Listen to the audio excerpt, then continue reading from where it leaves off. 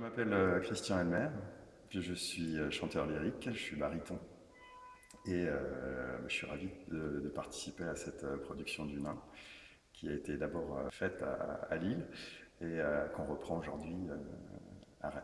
Un baryton, c'est la voix intermédiaire entre la basse et le ténor.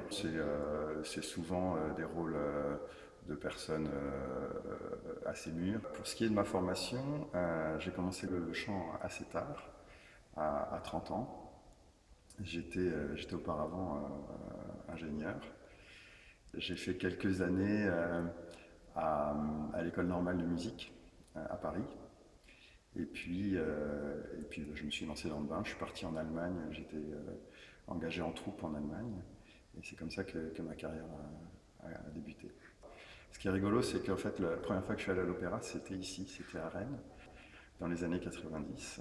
Et j'y avais vu l'enlèvement au sérail. Donc c'est rigolo de me retrouver ici aujourd'hui, puisque je n'étais pas revenu depuis, quoi.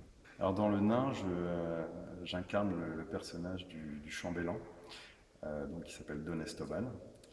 Et c'est un personnage qui est un peu le garant de l'autorité dans le petit monde de la cour d'Espagne qui est représenté dans cet opéra. En fait. On a commencé à travailler en fait l'œuvre vraiment en équipe avec le metteur en scène Daniel Janto et puis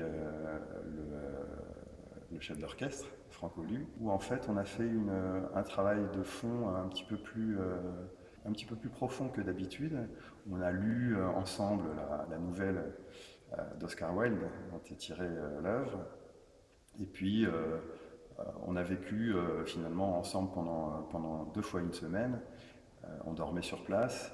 Et donc il y a quelque chose qui s'est créé, un sentiment d'équipe en fait qui s'est créé autour du projet.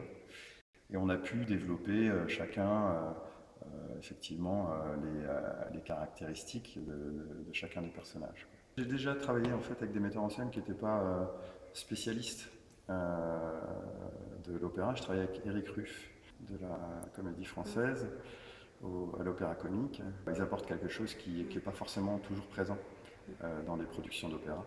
Ils vont essayer de nous pousser un peu dans nos retranchements et de nous faire un peu oublier la contrainte du chant, qui est une contrainte forte, parce que la musique a son propre rythme et qu'on peut pas, on doit s'y fondre, et c'est difficile de garder une sorte d'authenticité en fait théâtrale. Mais oui, c'est un des succès, je trouve, de cette expérience, en fait, de ce projet, c'est qu'il y a eu une espèce de